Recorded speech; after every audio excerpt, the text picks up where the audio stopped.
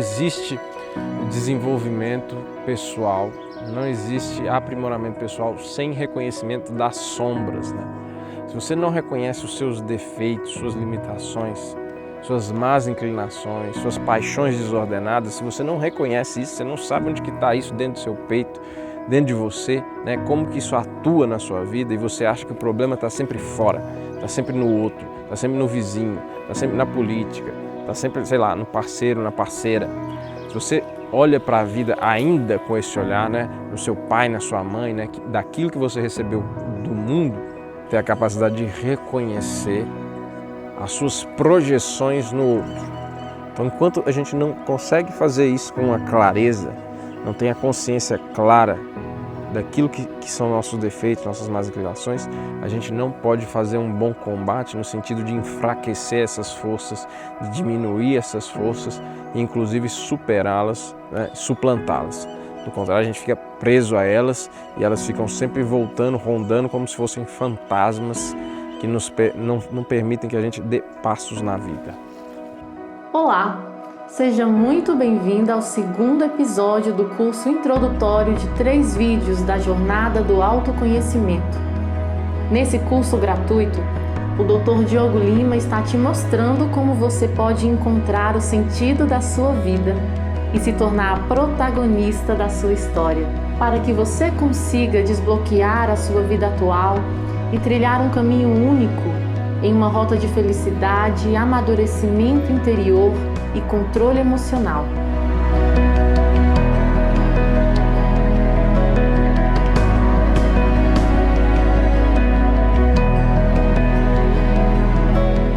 Oi, meu nome é Bianca e a primeira coisa que eu te falo é realmente não deixa passar em branco, acolha, simplesmente receba essa oportunidade e não deixa ela passar.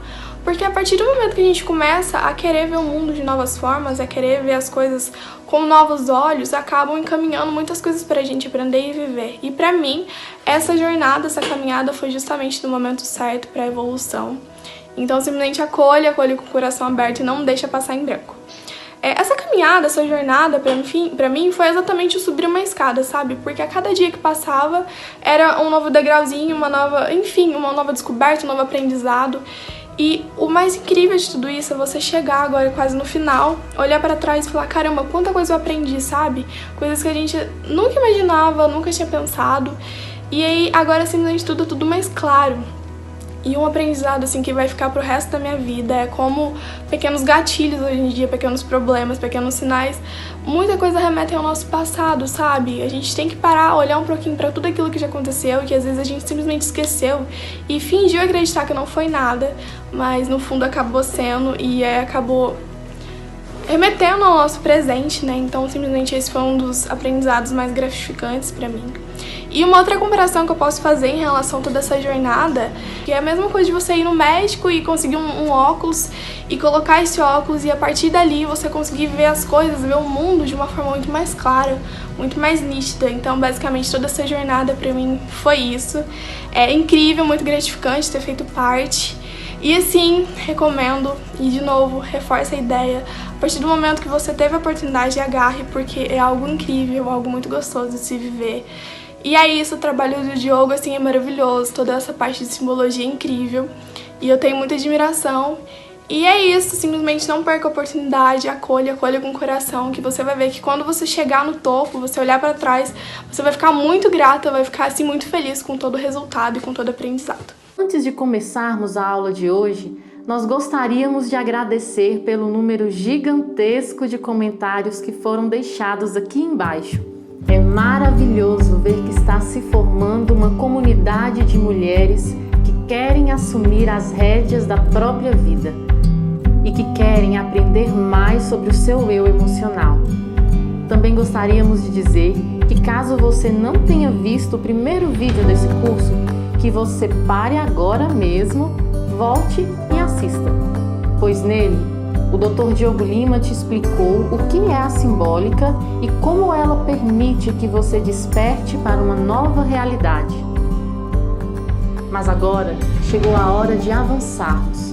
No vídeo de hoje, o Dr. Diogo Lima vai te mostrar os pilares que são necessários seguir para você ter um novo recomeço na sua vida.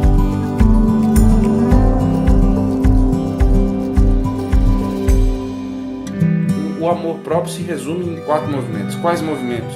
Você tem que ter rituais de conexão, né? Rituais de conexão com você, com Deus. Você tem que ter atividade física. Se você não tem atividade física, você não tem um mínimo de compaixão com você. E aí, o que vai acontecer com você? Você sempre vai ser, né? Alguém vai passar por cima de você que nem um trator.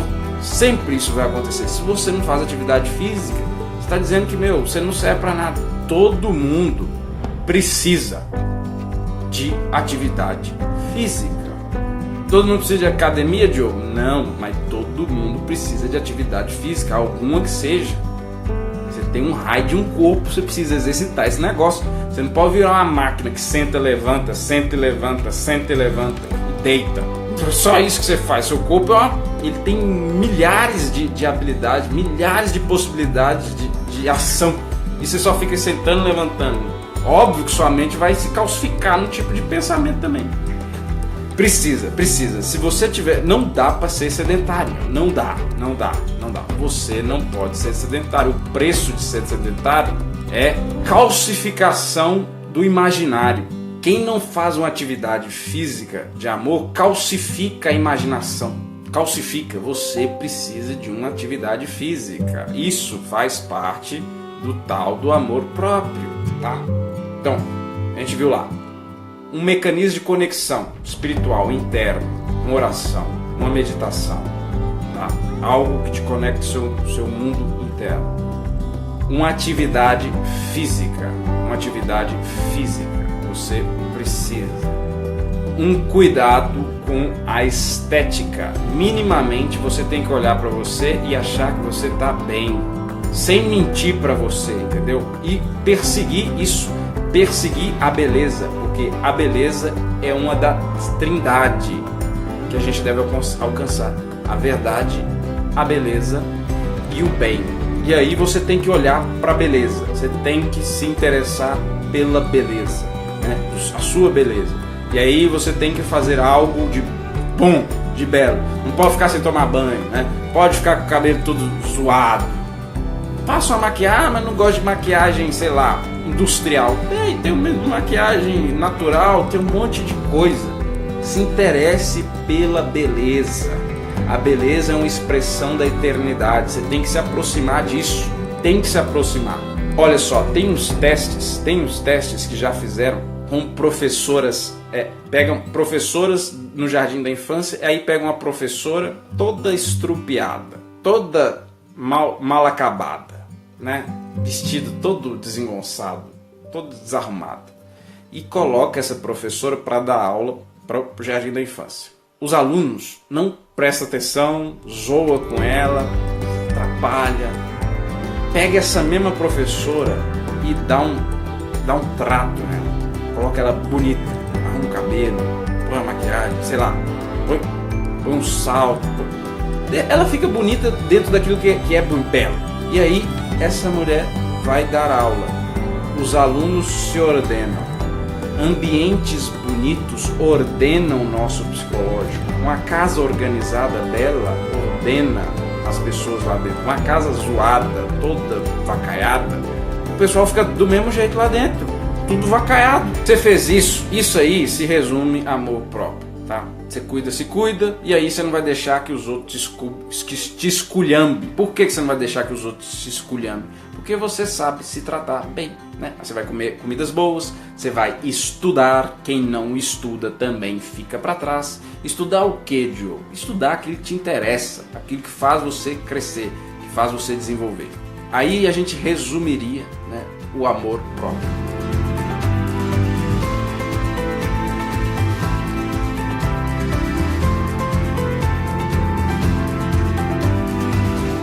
Mas a pessoa fez isso e aquilo outro comigo, né? A síndrome do coitadinho, né?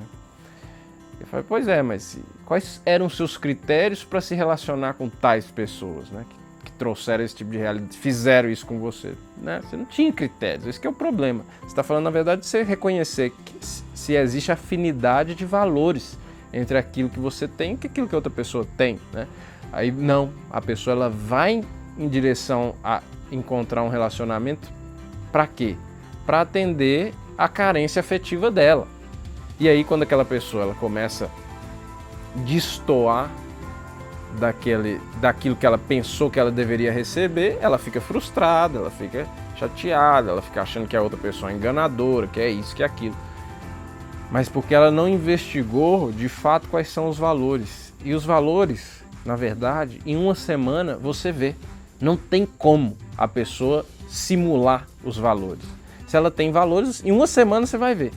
Na forma que ela acorda, na forma que ela lida com os pais dela, na forma como ela lida com as pessoas que são subalternas, na forma como ela lida com o chefe, na forma que ela lida com os animais. Tudo isso, os valores estão ali intrincados. Eles estão de certa forma ali ocultos, mas revelados. Nessas pequenas nuances, nessas pequenas coisas, elas sempre vão estar presentes. Então assim, não é uma questão de amor próprio. Amor próprio virou uma palavra, um jargão para você falar de qualquer coisa. E não é bem assim, né? É mais uma questão de princípios. Quais são os princípios e valores que as pessoas sustentam na vida dela? Se ela não sustenta nada disso, o que vai acontecer? Lógico que ela vai ter uma frustração, mas...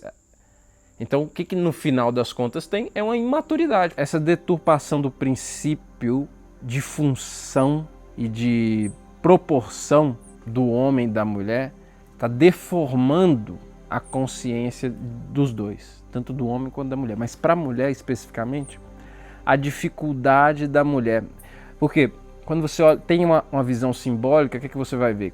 Problemas nos órgãos reprodutores. Ovário, na vagina, nas trompas. E hoje em dia a grande maioria das mulheres tem problemas, né? Endometriose, tem um monte de coisa, tem um monte de problemas, né? Na região vaginal, na região reprodutora feminina, e tem problema nas mamas também. Tudo isso está falando de uma deformação da consciência do que é ser mulher. Não é isso que vai, de fato, sustentar elas, porque o reconhecimento é delas, né? O que é ser mulher, o que é ser feminino. Então as mulheres perderam a dimensão do que é o valor do útero. O que é o valor do útero? O que caracteriza a mulher como mulher, né? O útero representa uma função básica, entenda, uma função básica é básico, é primordial. Não quer dizer que a mulher ela se resume àquilo, mas aquilo, se aquilo não estiver bem estruturado, não estiver bem consciente, ela não consegue galgar as outras dimensões de ser mulher, assim como o homem. Se o homem não tiver consciente de qual que é a sua função básica, ele não vai conseguir subir as outras escalas de representação do que é ser o homem. Então, se essa mulher não entende, né, que existe um útero que propriamente diferencia ela do homem, existe um aparelho reprodutor diferente, existe um seio, existe um corpo diferente. Esse corpo que está associado ao quê? À vida, a trazer a vida, a nutrir a vida, a gestar a vida. E isso deve ser entendido tanto no campo físico, biológico, quanto no campo psicológico, né?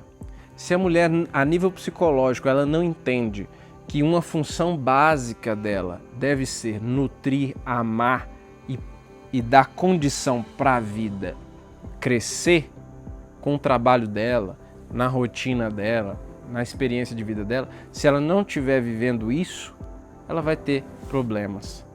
Se ela não estiver conseguindo comunicar isso, que é básico, ela vai ter problemas nessas áreas.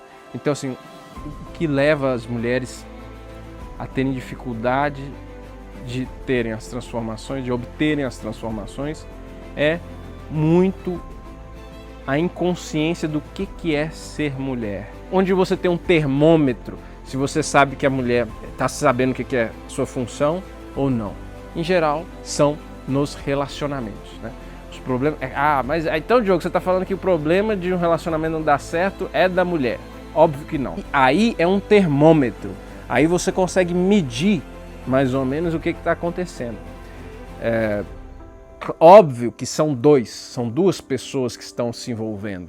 E cada uma tem sua parcela de responsabilidade. Mas Quando existe um indivíduo maduro num relacionamento, ele não vai ter muita dificuldade de lidar com a situação. Ele vai entender duas coisas, né? Em geral, duas coisas. Quais são?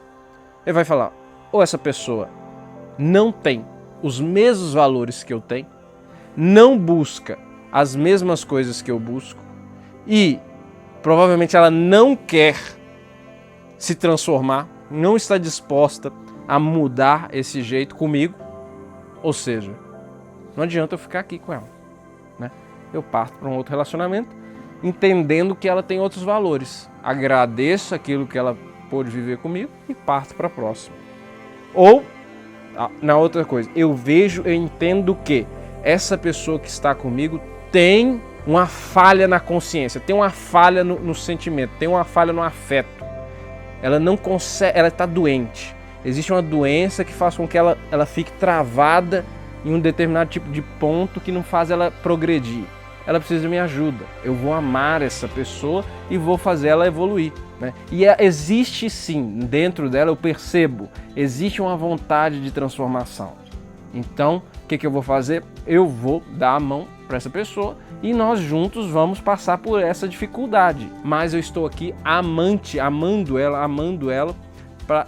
e solícita, zelando pelo bem dela para fazer essa transformação. Sabendo que, ao me colocar nessa situação, eu vou sofrer. Por quê? Porque eu queria uma pessoa que tivesse do mesmo grau que eu, que tivesse o mesmo pensamento que eu, e obviamente ela não está. Então, o que eu vou fazer? Eu vou ter que me doar muito até que ela atinja um nível que ela possa progredir junto comigo de fato. Isso é um exemplo de doação, de amor, de abnegação. Então, uma pessoa madura, ela vai olhar a partir desses dois pontos de vista, né? Não tem outra coisa. Ou ela pode terminar também, continuar amiga e tentar, que é muito difícil, porque vão ter outros elementos ali envolvidos, né? A pessoa vai estar, que não quer terminar, em geral ela vai ficar nutrindo uma esperança que pode não ser bacana.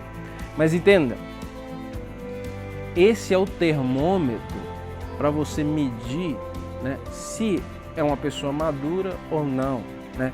Se a pessoa estiver embaraçada nesse tipo de relação, é sinal que ela não vai, ela ainda está infantilizada, ela ainda está com demandas, né, de atenção, ela está com demandas ali que a pessoa faça algo por ela, que a pessoa demonstre algo por ela. Então ela está achando que o amor, né, ele é algo que vai ser recíproco. Não, o amor é doação.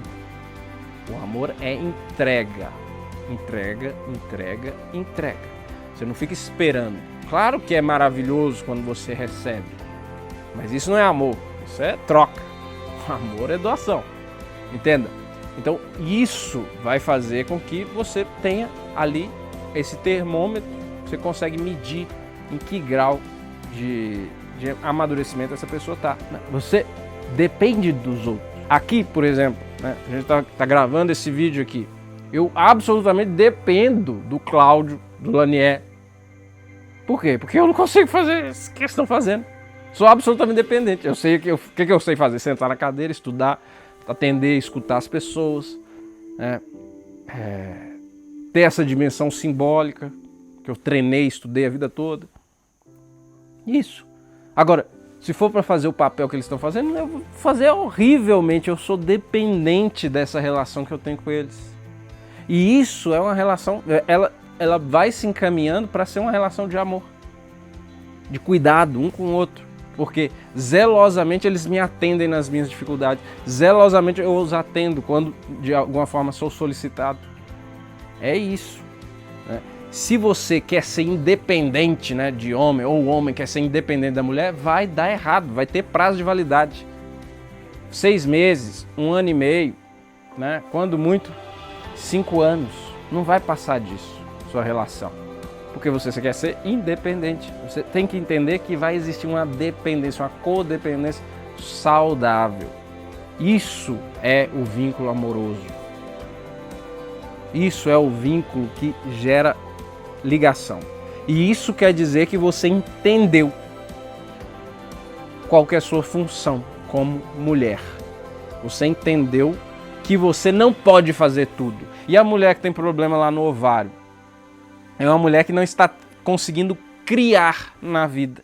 Ela é incapaz de trazer para o mundo as criações que ela tem dentro dela. Aí vai ter ovário policístico, vai ter um monte de problema no ovário.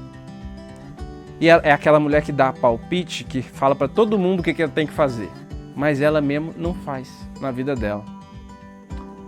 Então, isso tudo está relacionado com essa deformação do princípio do que é ser mulher. E a mulher deve voltar para aquilo que é sagrado dentro do feminino. E aí ela pode fazer tudo mais, mas se o básico tiver sido visto, se tiver sido cumprido, se o dever de casa básico tiver sido cumprido, aí ela pode fazer todas as funções, mas o básico ela cumpriu. E olha, o mais interessante é quando o básico é cumprido, a maior parte das coisas perde o sentido. Perde o sentido, porque ela se sente realizada. Como uma mulher pode melhorar o relacionamento com ela mesma, a sua relação, né, com ela mesma. Então, a primeira coisa que ela tem que fazer, que ela tem que entender é que vai parecer óbvio, vai parecer muito óbvio, vai parecer idiota isso que eu vou falar agora, mas é importante ter essa consciência, entender que ela existe. Tipo assim, a mulher tem que entender que ela existe como um indivíduo, como uma personagem individual, como uma personalidade própria. Isso quer dizer que ela não é a família dela, ela não é a religião dela, ela não é os filhos dela, ela não é o marido, ela não é a sociedade, né? Ela não é nada disso, ela é ela.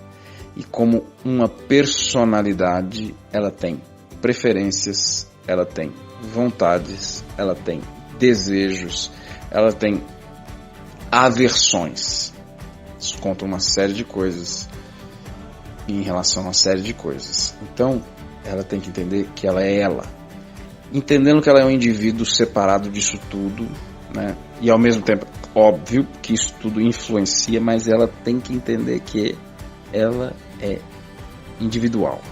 E, portanto, essas coisas que eu acabei de citar, de elencar, devem ser vistas. Ela tem que aprender a criar um mecanismo de autocuidado, de zelo pessoal, de zelo pelo seu corpo, de zelo por aquilo que a carrega, né? Por aquele veículo que ela utiliza na vida, que é o próprio corpo. Então, a emancipação corporal, né, das influências psicológicas de todos esses meios é o principal movimento para que a mulher consiga viver um pouco melhor. Como acontece essa emancipação psicológica? Ela precisa entender que nesse corpo é necessário que ela se dedique, que ela se debruce sobre isso a priori, no sentido de trazer saúde, de trazer bem-estar e de trazer harmonia. Saúde, atividade física e alimentação. Bem-estar, um lugar onde ela se sinta bem. Então, ela tem que organizar o quarto dela. O quarto dela tem que ser um lugar minimamente organizado, bonito. E terceiro, né, trabalhar para se aproximar daquilo que é belo. Trabalhar para aproximar daquilo que é belo. Trabalhar para ficar mais bonita. Isso. E estudar, né? Então, esse é um adendo, esse é um bônus. Estudar sobre materiais, sobre coisas que ela tenha interesse, aprofundar, né? E aí, sim, a gente fechou esse ciclo, né? Com esses 4 pilares. Esse seria o primeiro capítulo, né? Primeiro movimento que ela deve fazer para criar uma restauração que a gente pode chamar de autoestima, de amor próprio, é por aí. Ela ficar melhor com ela mesma. Não adianta. Se um desses pilares estiver defeituoso, estiver faltando, não estiver de acordo com a verdade, né, interior que ela carrega na vida, ou seja, aquilo que move ela realmente na vida, se isso estiver faltando, ou seja, ela não estiver cuidando da alimentação, ela não estiver cuidando do corpo, ela não estiver estudando aquilo que traz interesse para ela, se ela não estiver querendo, de certa forma, ser bela, esse primeiro passo, esse passo primário, se isso não tiver minimamente preservado, essa mulher vai ter problemas nas relações, vai ter problemas na atividade profissional, ela vai ter uma série de problemas. Então isso aí é o primeiro passo que a gente tem que dar para começar a melhorar essa relação com o nosso mundo interior.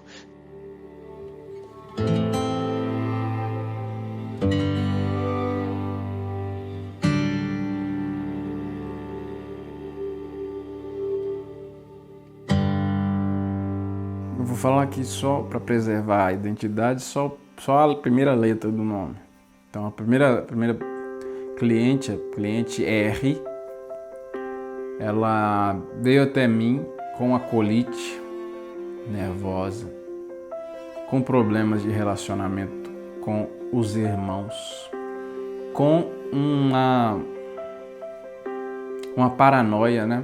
Uma síndrome de perseguição extremamente acentuada. Ela chegou para mim nessas condições. Então era uma pessoa que tinha problemas sociais, né? Ela não parava em nenhuma faculdade, não parava em nenhum lugar. Ela sempre começava um curso, ela depois de 3, 4 meses, ela abria mão, encontrava um monte de problemas, sempre via que alguém estava perseguindo, que alguém estava indo atrás dela. Tinha dificuldades enormes com os parentes, com os irmãos, estava sempre em conflito ali, né? Sempre brigando. E essas dores, sempre sentindo muitas dores, sempre se queixando de dores, sempre sofrendo muito com essa colite, com esses problemas estomacais, intestinais, né? Colite e intestino. E aí, ao longo do processo, a gente foi desenvolvendo. Primeira coisa que ela parou de sentir foram as colites, né? Foi a primeira coisa, né? À medida que ela foi entendendo como é que funcionava, o que ela estava fazendo, né? O quanto que ela estava presa a certos mecanismos mentais, certos padrões mentais, a dificuldade dela de ceder, de abrir mão, de aceitar a realidade dela, de perdoar os acontecimentos do passado, de soltar aquilo que tinha acontecido, e reconhecimento do desejo dela de ter alguém, né? E reconhecer a condição dela. Ela tinha uma condição também física específica que ela não aceitava, e ela aprendeu a aceitar, olhar para aquilo e falar, não, faz parte de mim e isso não me diminui como ser humano. É uma característica, todo mundo tem algumas características, essa é minha, né? Se eu aceitar, isso vai me fazer, e assim foi. Então a gente foi aceitando, acolhendo a primeira parte, o Negredo, e aí, consequentemente, ela olhando para ela, estruturando essa visão dela, a relação com os irmãos foi melhorando, foi se estabilizando. E aí o conhecimento que ela estava buscando, que ela queria, né, ela conseguiu se estabilizar. Hoje ela está se formando em filosofia, depois de já tem acho que 3 anos que a gente passou por. Hoje ela está se formando. Ela melhorou a colite, né? Vou dizer aqui, se curou, não tem mais problema de intestino. E não tem mais dificuldade de relacionamento. Hoje ela se dá muito bem com os irmãos dela, né? Depois de passar pelo processo. Então assim, ela teve uma cura física, emocional, de relacionamento e intelectual, né? Porque ela não conseguia se efetivar, se estabilizar dentro de um determinado tipo de curso que ela tinha escolhido, ela mesma tinha escolhido. Então foi em vários níveis a cura aconteceu. Agora um outro caso da paciente C, A paciente C, ela chegou até mim com um problema de insônia dos filhos. Um dos filhos não conseguia dormir de forma alguma e não conseguia se soltar no sono e fazia xixi, e a gente ela tinha uma dificuldade imensa de olhar para isso, de tratar isso, e já tinha recorrido a vários profissionais, desde médicos, outros psicólogos, enfim, e nada de transformações efetivas. Então a gente começou a trabalhar, a entender que aquilo era a representação de alguns tipos de medo que ela tinha, algumas inseguranças que ela trazia e uma dificuldade principalmente em relação à própria mãe dela. A gente foi trabalhando essas questões, ela foi cedendo, aprendendo a honrar, amar a mãe, né? Aceitar a mãe como ela era e o pai. E aí, em pouco tempo, essa criança passou a dormir tranquilamente, sem nenhum medicamento, sem nenhuma intervenção invasiva, né? Então, em pouco tempo, a criança passou a dormir, né? Apenas com esse olhar, né? Com essa reconciliação com a mãe e com o pai também, porque tinha um problema ali em relação ao pai. E aí ela foi se sentindo o quê? Mais segura. A mãe mais segura, ela passava essa segurança para o filho e o filho não precisava mais representar aquela história, né, não dormindo. Porque o sono, ele está muito relacionado com a entrega, a relação que você tem com o desconhecido, com aquilo que é inédito e, de certa forma, um certo caos. Porque o sonho, você não tem muito controle do que está acontecendo. Ele é um fenômeno caótico. Ele acontece à revelia, né? E vem elementos de toda sorte ali para o seu sonho. E isso, simbolicamente, está mais associado com a figura do feminino. Então está mais associado com a figura da mãe. Então quando a gente integra a figura da mãe, a gente integra a parte caótica da realidade. E aí ela ficou muito bem. Essa paciente, até depois a gente se tornou amigo, ela continua indo, né? Algumas sessões, mas só para entender alguns pontos ali que ficaram soltos, que às vezes ela tem curiosidade. Então, por último, deixa eu ver quem eu posso trazer aqui para a gente para pensar. A paciente D, estou me lembrando aqui, ela chegou apresentando uma dificuldade no emprego, no trabalho. Ela não conseguia se firmar em nenhum trabalho, sempre tinha dificuldade para se colocar lá, para se manter no trabalho, se efetivar. E aí, passando pelo processo, a gente entendeu que ela guardava ainda uma mágoa em relação ao pai, a figura paterna. E a figura paterna, simbolicamente, é aquela que leva para a vida, que entrega a vida, né? Que insere você no mundo do dinheiro, da conquista, da produção. E aí a gente entendeu que isso também refletia, que não foi a queixa principal, mas refletia também nos relacionamentos afetivos dela. Então o que era necessário? Era necessário uma limpeza, era necessário uma purificação, né, dessa situação. E aí a gente foi trabalhar essa figura paterna, foi trabalhar essas crenças, esses padrões de pensamento,